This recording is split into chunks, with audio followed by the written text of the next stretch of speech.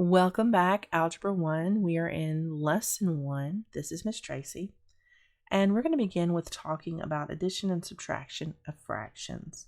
To add or subtract fractions that have the same denominators, we add or subtract the numerators like this. We have 5 over 11 plus 2 over 11.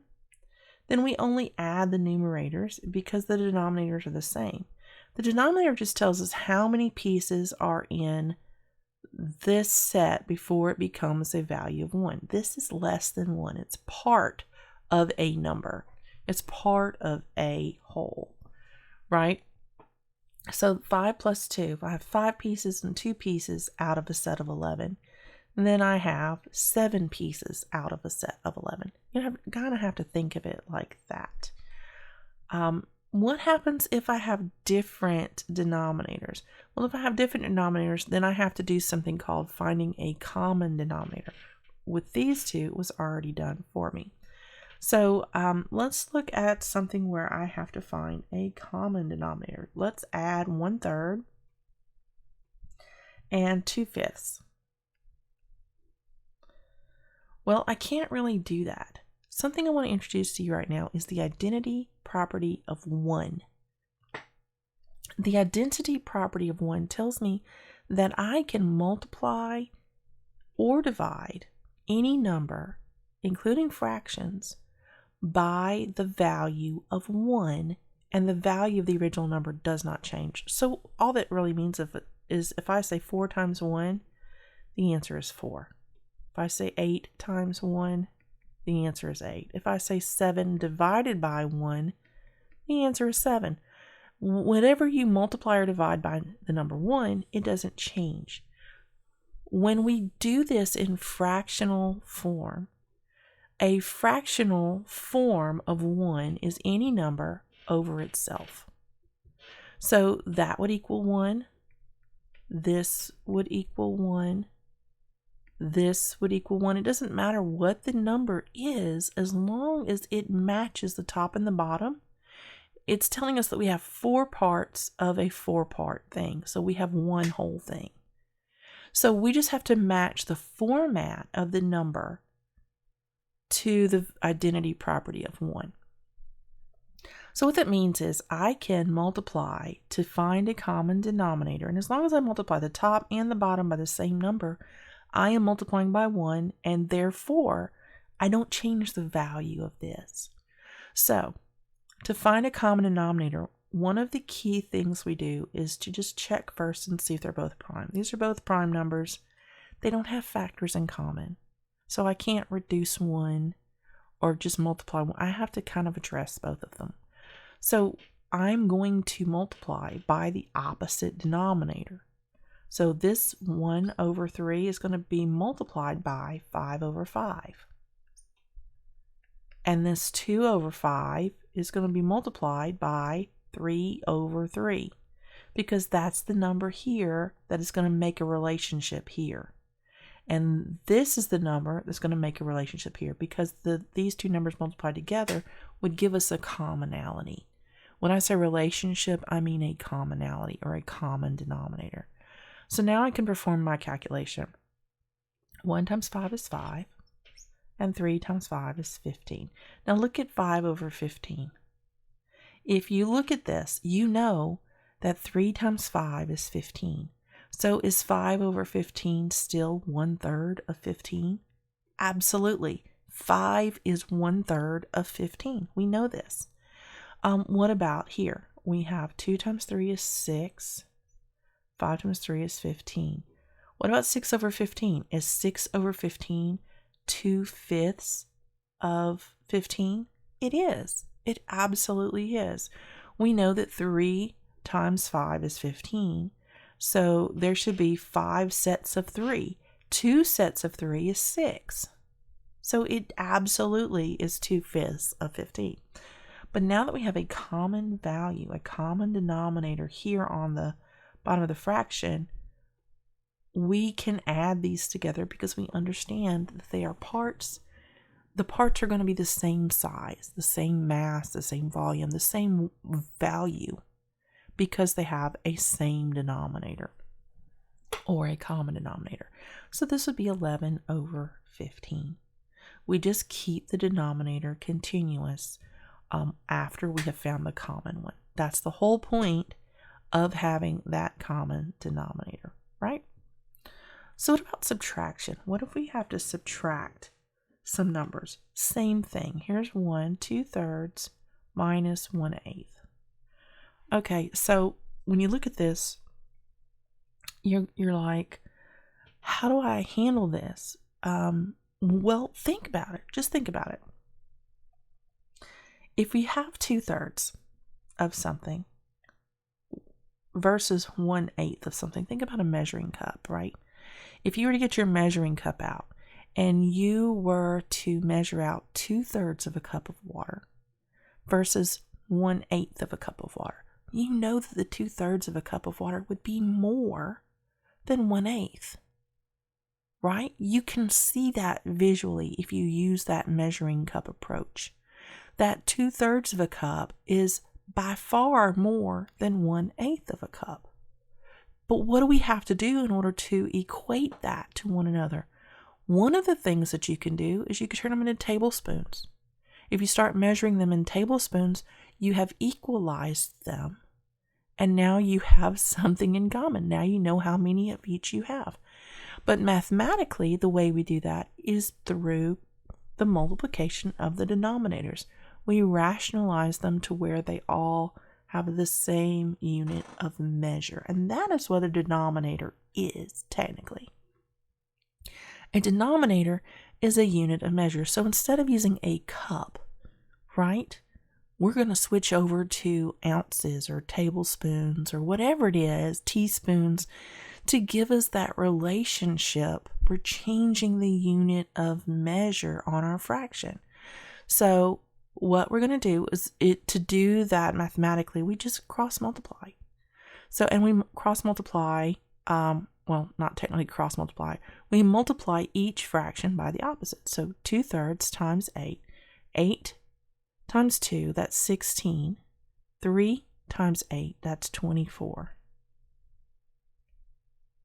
Now we do this fraction. 3 times 1 is 3, and 3 times 8 is 24. This is exactly the same process that I did over here.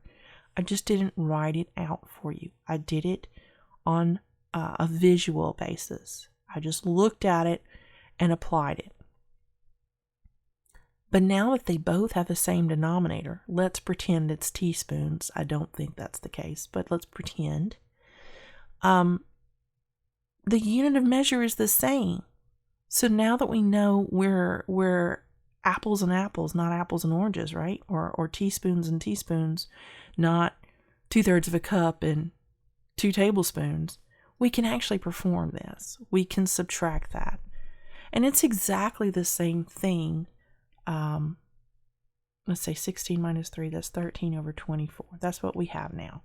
It's exactly the same thing as trying to take, let's say you have 2/3 of a cup of water and you want to subtract 4 milliliters. That's completely different units of measure. You have to convert those to know what one is versus the other. So that's what we're doing with fractions. With fractions, we're changing the unit of measure, which is the denominator, to where it matches so we can actually grasp what we have left. We can quantify the difference and put it in perspective. So let's look at some mixed number problems and let's see how to handle those. The hardest ones are really the subtraction, so let's do some subtraction.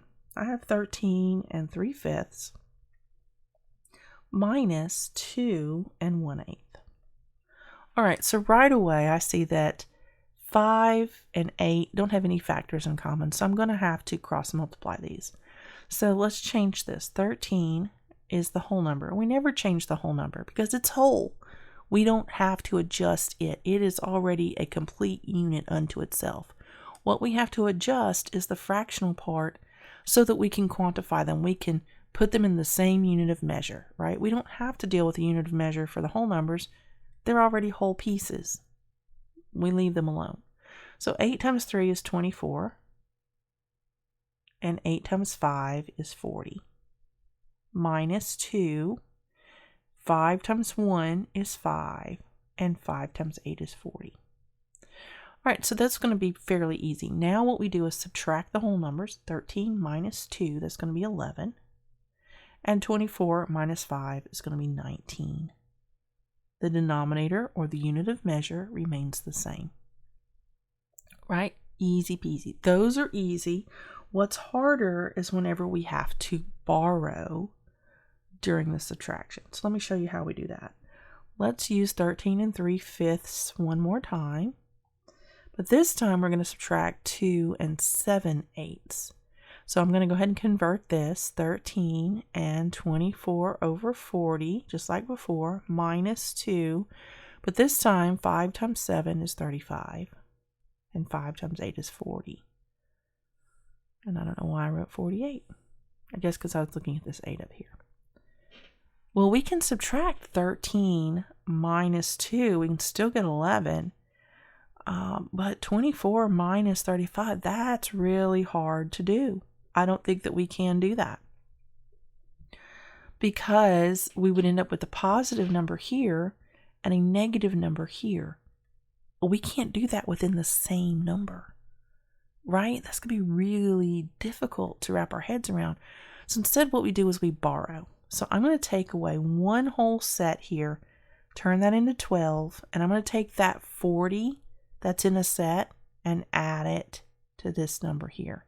So that becomes 12 and 64 over 40. Now you can see how we could take 40 out of here and put it back in and make that 13. So the value of this number has not changed. We still have the same number of parts, right? Minus 2 and 35 over 40. And that's 35, not 25.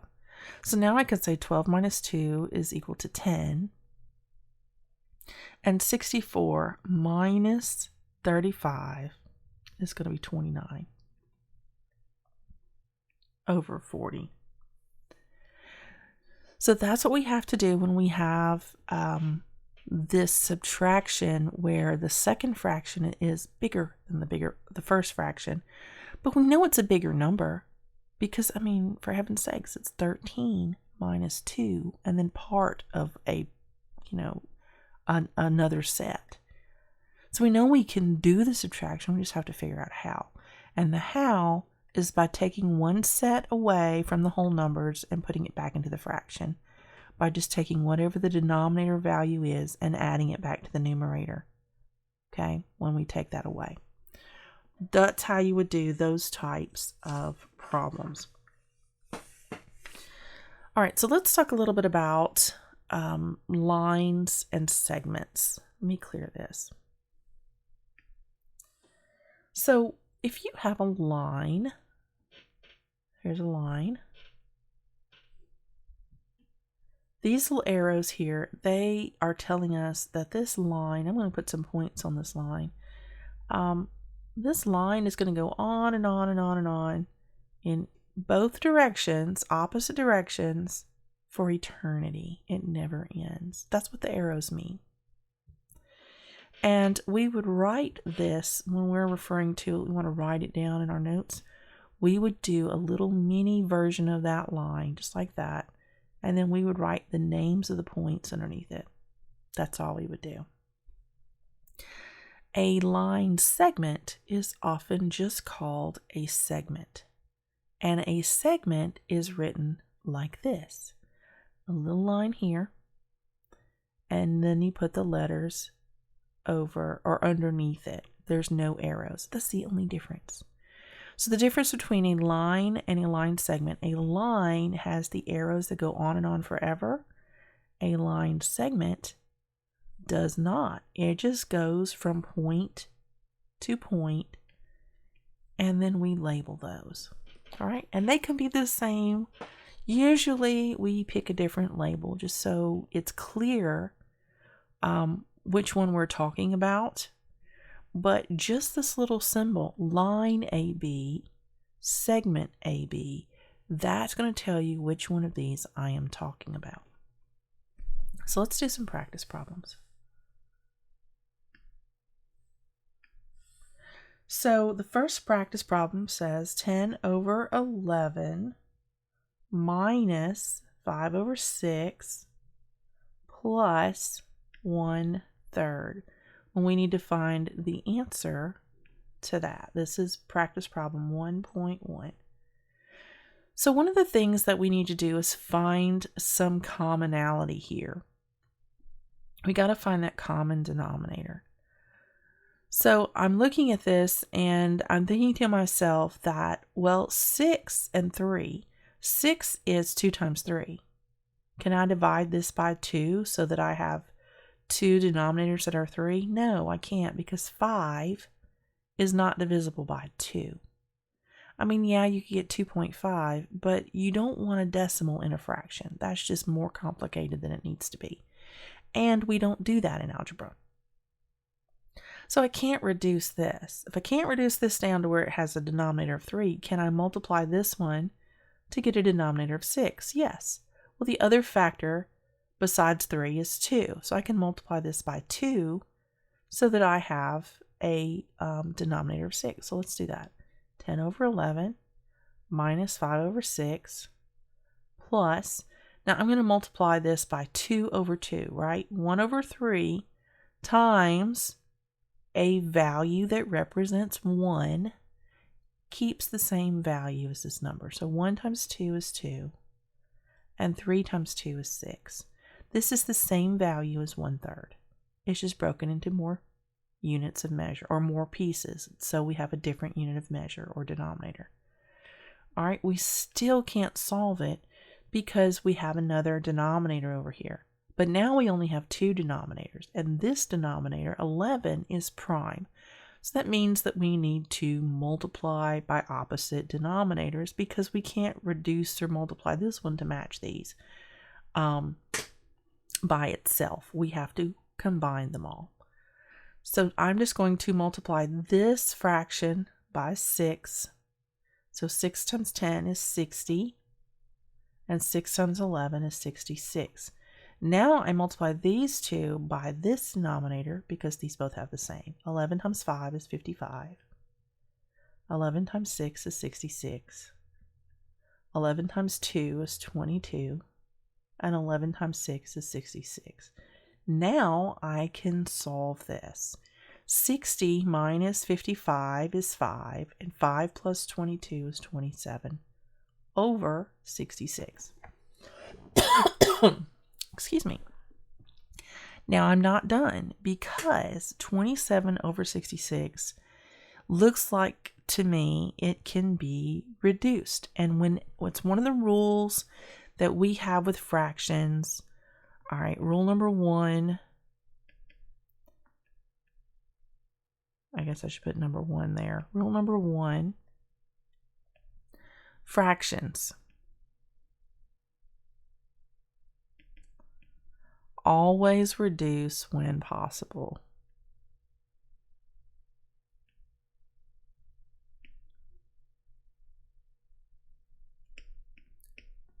All right, so we can reduce this fraction, and that's your resulting answer. Not because you don't want to reduce this while you're trying to solve it because you just improved it. You just multiplied it so you could use it. You don't want to reduce until you get to the result. So your answer, fraction answers, always reduce when possible. How do we reduce that, Miss Tracy? How do I know what to divide by? Do I just go down the list? Is it divisible by 2? Is it divisible by 3? Is it divisible? No. Factor it. So here's how you reduce a fraction. This is the fastest, easiest way. You set it up, 27 over 66, and then you factor it out. So 27 is going to be 3 times 9. 9 is 3 times 3. So 3 times 3 times 3 is 27. Now, 66 is going to be 6. Well, first of all, it's 11 times 6, right? And 6 is 2 times 3. We know that. That is our factors of 66. So the way we reduce Remember our identity property of 1 that said if you multiply or divide by 1 or a value, a fractional value that looks like 1, then you're not changing the value of the fraction, you're just changing its numerical representation, right? The value remains the same. We're going to do that here. We're going to divide the top and the bottom by 3 by canceling out equal pairs. And by that I mean whatever you cancel on the top, you have to be able to cancel on the bottom, and they have to match 1 to 1, right? I have a 3 down here, but I can only cancel 1 3 up here because I only have 1 3 in the bottom. I can't cancel these two because I don't have a matching pair to cancel it with. It has to be 1 to 1 because 3 over 3 or 3 divided by 3 is 1. So we're basically dividing by 1 when we cancel out 1 to 1 pairs of numbers or of factors. So now what's left, we multiply these factors that are remaining. 3 times 3 is 9. 11 times 2 is 22. This is your answer. This is the most reduced answer. We have nothing else in common here. We can divide 9 by 3, but we can't divide 22 by 3. We can divide 22 by 2, but we can't divide 9 by 2. So this is the most reduced we can go. And that is what I want to see. Always reduce your fractional answers whenever possible. And that's what we did. And the easiest way to reduce is to factor and cancel like pairs in the numerator and the denominator. All right, let's try another one. This is example 1.2. This is a line segment problem. And so we have a line segment here. We have point A, point B, and point C. And we are told that line segment AC is equal to 10 1/4 units of whatever it is. And we're told that line segment AB is equal to 4 3/7 units, whatever that unit of measure might be. But we need to find out how much or how long is BC. We don't know. So the thing that I like to do whenever I have a situation like this where I have some type of geometry, and this is geometry, I like to make notes and illustrations on my diagram because then it helps me see it. So that's what I'm going to do. I'm going to put like a line here that shows the whole length, which is AC, is from A to C, and that's 10 1/4. Okay, now A to B, they're telling me it's 4 3/7. So that helps me see what I need to do in order to find B to C. I need to take this away from the total in order to find what's left over. So I'm going to say 10 1/4 minus 4 3/7. I need to find a common denominator. I need to make sure the unit of measure for both of these fractions is the same. So I'm going to cross multiply the denominators to the whole fraction to get that. So first I'm going to do this one. 10, 7 times 1 is 7. 7 times 4 is 28. And then I have 4. 4 times 3 is 12. 4 times 7 is 28. I still cannot subtract. Why? Because 7 minus 12 is not going to cut it. So what I'm going to do is I'm going to cross this out, make this a 9, and I'm going to add 28 here. So this is going to become 9 35 over 28 minus 4 12 over 28. 9 minus 4 is 5, And 35 minus 12 is 23 over 28. And that is correct. That is your final answer. So we can see how to do a problem like this. Use your pencils and your creativity, and don't be afraid to write on your diagram. Make the notes that you need to make in order to see the problem and what you need to do to solve it. And that's all I have for lesson 1. I will see you all in lesson 2.